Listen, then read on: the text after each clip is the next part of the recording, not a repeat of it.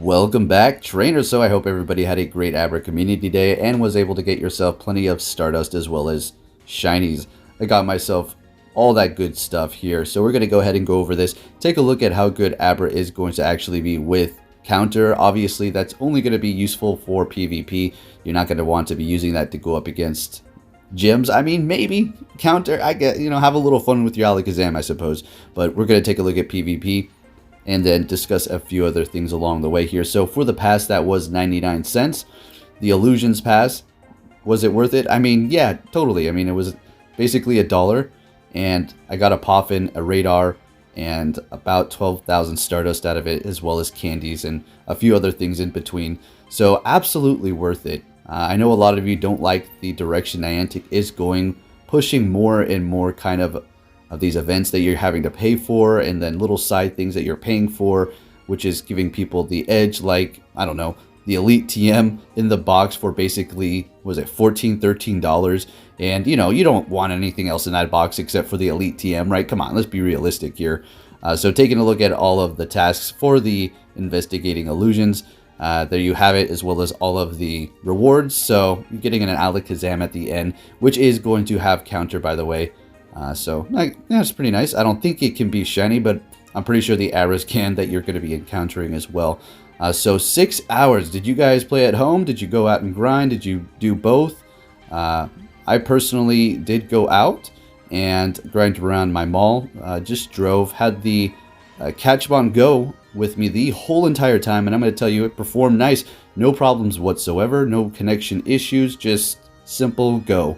And I was able to catch myself 31 shiny Abras in total here. So grinded for about 5 hours.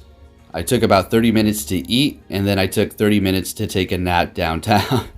So yeah, I was went down there, and I was thinking to myself, I'm all the way downtown. I'm not going to go all the way home to take a nap. So I just, pulled over there, took a nap, had the incense running and the star piece, and simple as that. And actually, while I was sleeping there, I found the best shiny PvP IV Pokemon.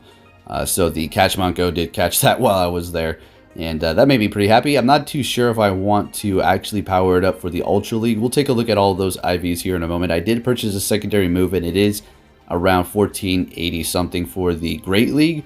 Guys, I mean, it's going to perform okay. We're going to take a look at a few things here and see what the matchups look like, but it's basically going to have to rely on even energy or some sort of shield advantage, because it is going to be frail. But yeah, we'll look more into that here in just a moment. Otherwise, you already know what it is. I mean, Counter is going to be useless for raiding. I mean, you can go into a gym and try to take it out with an Alakazam maxed out with Counter. I mean, technically, you got Blissies in there and other things weak to fighting. Gonna have a little fun with your Alakazam, I suppose. So this is a very nice cluster spawn here.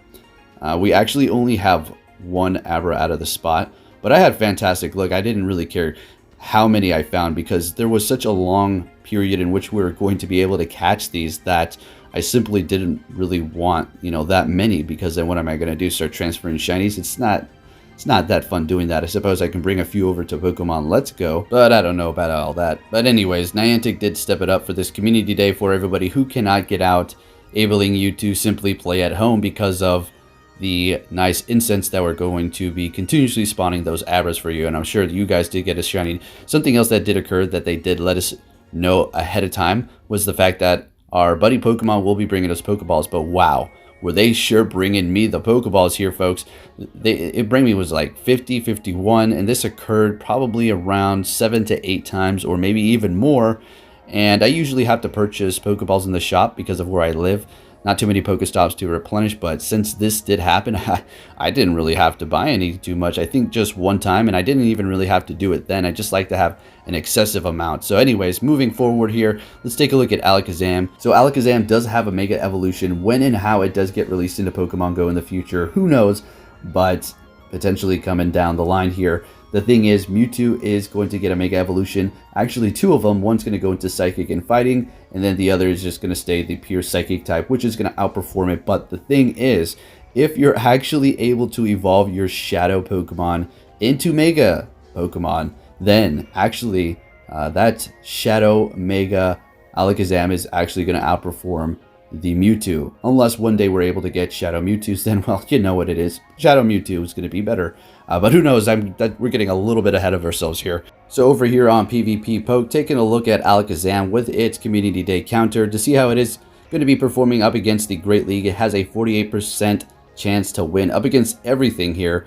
Let's see its matchups. Now, this thing is going to rely on basically shields and potentially even baiting out sometimes. There's going to be circumstances where it's going to be able to straight counter down, shield it up, straight counter down, save the energy for the next Pokemon. But this is not going to be the tankiest Pokemon around in the Great League, or in the Ultra League for that matter. In the Master League, Alakazam is a glass cannon, let's just put it that way.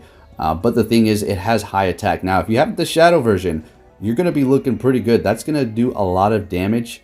As far as how much faster it is going to go down than the regular one, ever so slightly. I mean, it is what it is. I prefer the Shadow Mawile over the regular Mawile because I'm going to be doing more damage, and it's just going to work out better that way. Same with the Shadow Alakazam. But the thing is, I mean, they are okay in key matchups. You see a lot of those good names up there when it's going up against, I don't know, a Registeel, a Skarmory, a Venusaur, a Toxicroak, a lot of meta Pokemon that it is going to be performing okay, mediocre at best going up against. It's not like it's sweeping the map with them.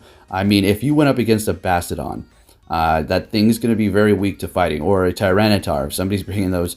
I mean, Bastiodon's common, Tyranitar not so much, but 4 times weak to fighting. Yes, counter's going to be doing great.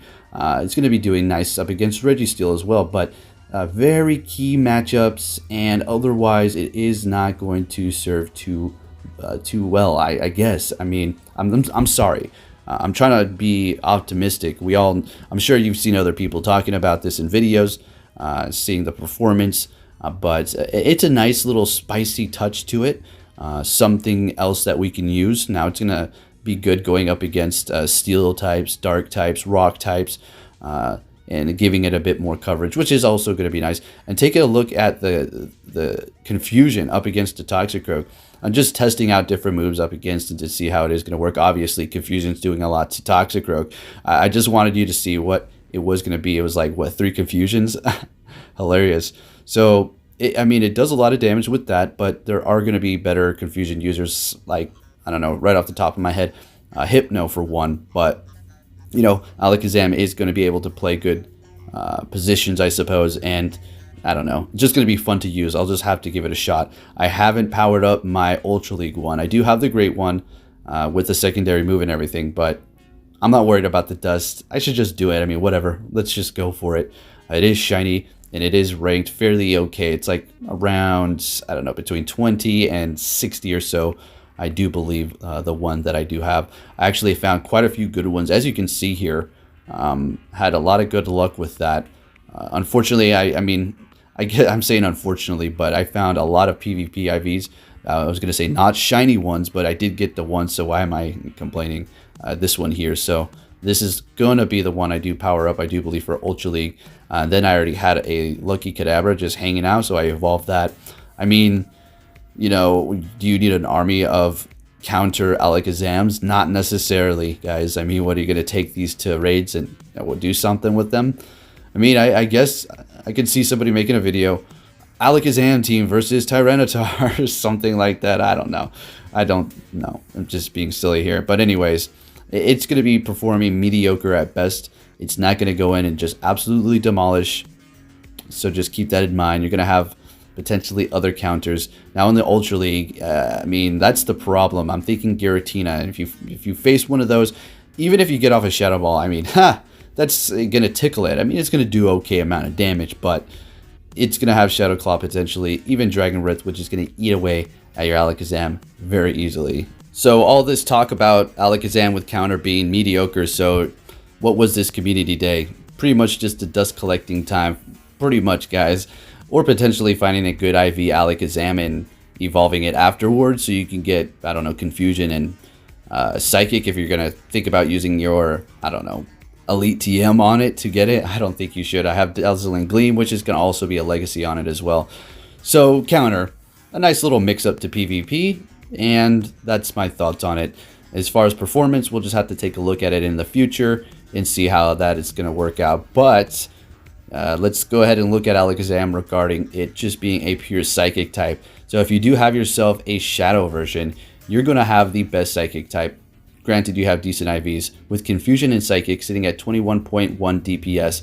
And then looking at Mewtwo with Confusion and Psystrike, it's sitting at 20.9. So Shadow Alakazam, but its TDO is going to be 359, while Mewtwo's is going to be 654, significantly higher, and Mewtwo's going to be able to last longer. But if you so happen to have an army of these Shadow Alakazams, then I guess you're going to be doing a little bit more damage. But anyways, there you have it, trainers. If you did enjoy this video, please give it a big thumbs up, share it with your friends, and I'll be catching you all next time. Take care.